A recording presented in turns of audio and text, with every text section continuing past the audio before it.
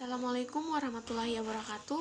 Perkenalkan, nama saya Dwiyanti Reski Amalia, Standbook A1 Q1 21061, jurusan Bimbingan dan Konseling kelas A. Pada video kali ini saya akan menjawab soal UAS dari mata kuliah Belajar dan Pembelajaran.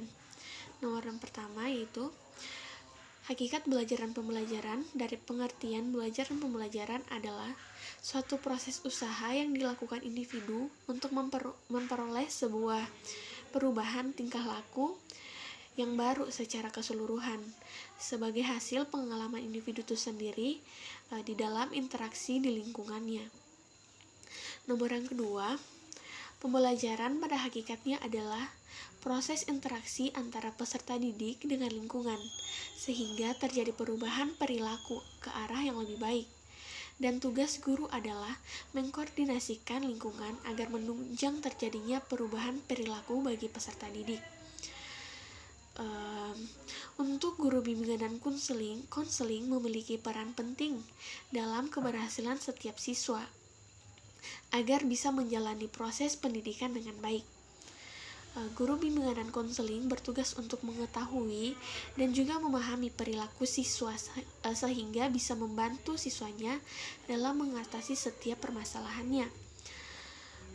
Bimbingan konseling berperan sebagai wadah untuk membantu siswa mengembangkan potensi dirinya menuju kemandiriannya. Selain itu, bimbingan konseling juga berfungsi memberikan pemahaman, pencegahan, pengentasan, serta pemeliharaan dalam perkembangannya. Yang ketiga, mengenai teori pembelajaran, di mana teori pertama yaitu teori belajar behavioristik, dikenal sebagai teori belajar perilaku.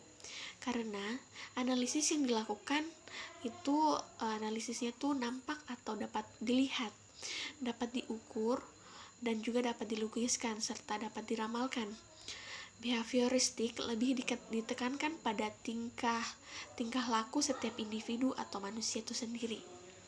Selanjutnya ada teori belajar kognitif, yaitu lebih mementingkan proses belajar daripada hasil belajarnya, di mana teori ini lebih mementingkan proses pembelajaran daripada hasil belajar dari siswa itu, di mana dilihat para siswa aktif di dalam kelas dan juga mampu mengikuti pembelajaran dengan baik. Selanjutnya ada teori belajar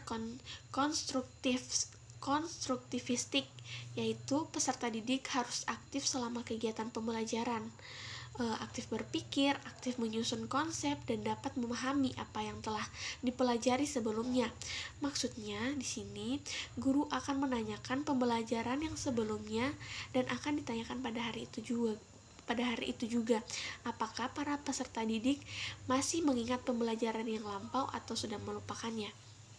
Selanjutnya ada teori belajar humanistik, yaitu untuk kepentingan memanusiakan manusia itu sendiri. Teori ini sangat mementingkan isi yang dipelajari daripada proses belajar itu sendiri. Ini adalah kebalikan dari teori belajar kognitif.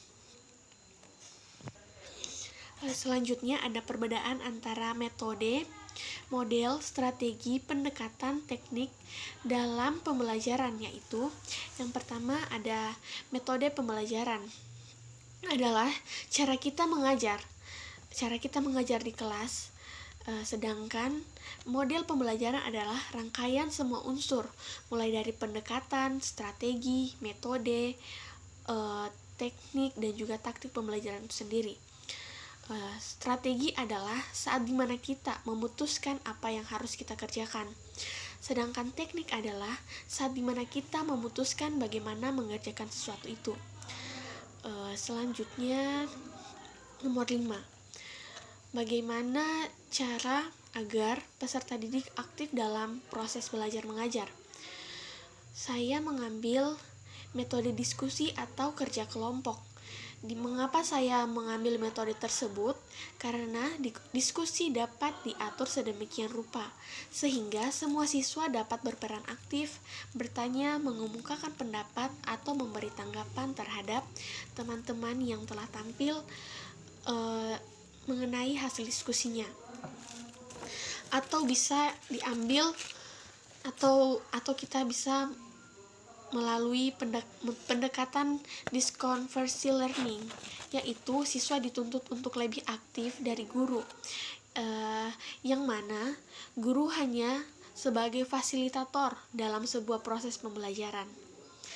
Baik, mungkin itu saja yang dapat saya jelaskan. Lebih dan kurangnya mohon dimaafkan. Billahi taufiq wal hidayah. Wassalamualaikum warahmatullahi wabarakatuh.